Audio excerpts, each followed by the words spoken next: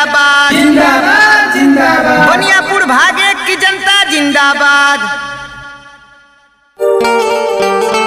आई सरकार गौर करी, बनियापुर भागे भावी जिला परिषद प्रत्याशी बड़े भैया जमादार राय जी भारी से भारी मत से भैया के विजयी बनावे के बा। बनियापुर भाग एक के जिला परिषद बनावे के बा। भैया याद करी उ दिन जौना देश में कोरोना के लहर चलत रहे, ओह बेरा भैया हर दरवाजा पर जाके हर गरीब के आवाज सुन के जौना प्रकार से जेकरा मदद चाही मदद कैले बनी। पंचायत सके स्कूल पर जाकर जौन प्रवासी मजदूर बाहर से आई बारे साबुन, बिस्कुट, सैनिटाइजर, मास्क हर चीज बटले बनी, सभे के अनाज प्रदान कैले बनी। यहाँ तक कि जौन प्रवासी मजदूर प्रदेश में फसल बारे डायरेक्ट उनका खाता में पैसा भेज के आ गांव पर बुलवले बनी। ऐसे भैया जमादार भैया के ही जितावे के बा। ओह लॉकडाउन में कोरोना के कहर में सभे के अपना घर में लुकाई रहे, आ जमादार भैया हमार जान के परवाह ना करते हुए भी हर गरीब के दुख दर्द समझले बनी, हर दुख में शामिल हुई बनी। ऐसे हाथ जोड़ के प्रार्थना बा जमादार भैया के ही भारी से भारी मत से विजयी बनावे के बा और अब फिर बनियापुर भाग एक के जिला परिषद बनावे के बा। ऐसे प्रार्थना बा जमादार भैया के हाथ मजबूत करी जा सके। जमी बोलेगी गगन बोलेगा, अगर पूछेंगे बनियापुर भाग एक में तो जमादार भैया के विषय में हर एक कण कण बोलेगा, हर एक कण कण बोलेगा। इसे भैया ध्यान दी सब।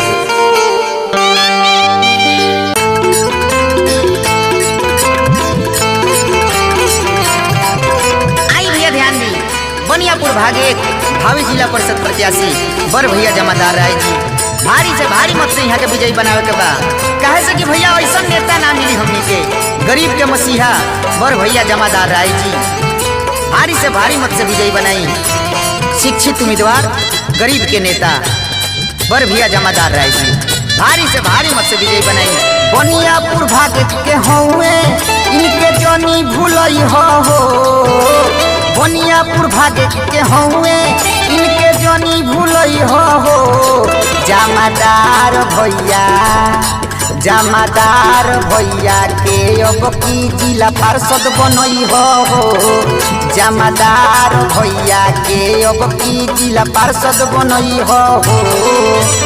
बनियापुर भाग के हौवे इनके जानी भूलई हो, बनियापुर भाग के हौवे इनके जानी भूलई हो।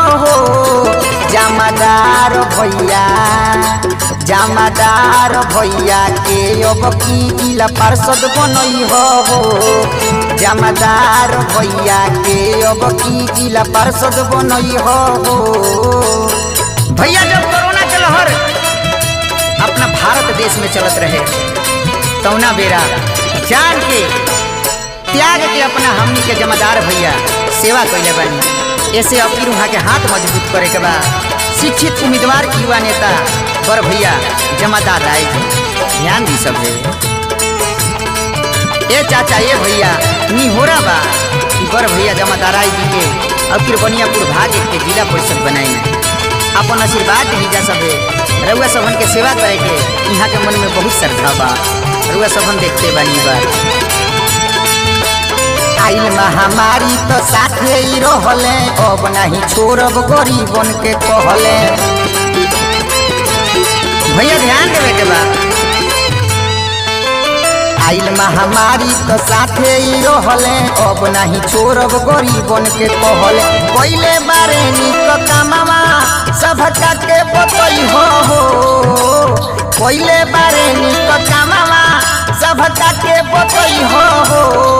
जमादार भैया जमादार भैया के अब की जिला पार्षद बनई हो, जमादार भैया के अब की जिला पार्षद बनई हो। भैया ध्यान देवे के बा हमनी के गरीब के मसीहा बड़ भैया जमादार राय जी बनियापुर भागे युवा नेता भावी जिला परिषद प्रत्याशी बर भैया जमादार रहे जी, भारी से भारी मत से वोट देवे के बा। अब भैया के जितावे के बा। ए भैया ए चाचा ध्यान देवे के बा। के अपन नेता बा, के गरीब के साथ देवे वाला बा। गरीब के साथ देवे वाला बर भैया जमादार रहे जी बनी, कैसे ध्यान देवे के बा सरकार। बहस की सुविधा दे हब सही सही, खुशी खुशी गाँव सब फूल बन के रही। ध्यान देवे के बा और यहाँ के जितावे के बा। बहस की सुविधा दे हब सही सही, खुशी खुशी गाँव सब फूल बन के रही। हाथ जोड़ी करस बिनतिया, सोचो सपना पूरई हो। हाथ जोड़ी करस बिनतिया, सोचो सपना पूरई हो। जमादार भैया, जमादार भैया के अब की जिला पार्षद बनई हो। जमादार भैया के अब की जिला पार्षद बनई हो।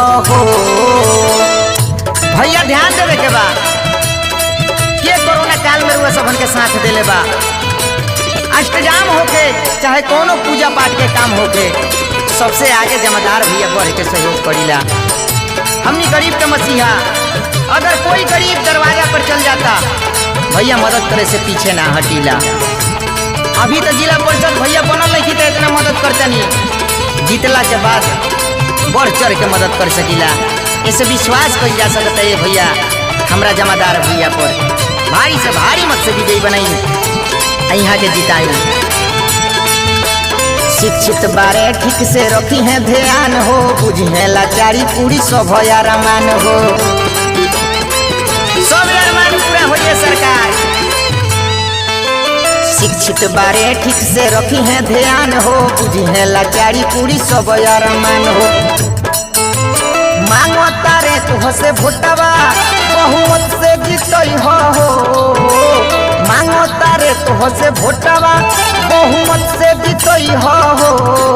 जमादार भैया, जमादार भैया के अब की जिला पार्षद बनई हो। जमादार भैया के अब की जिला पार्षद बनई हो।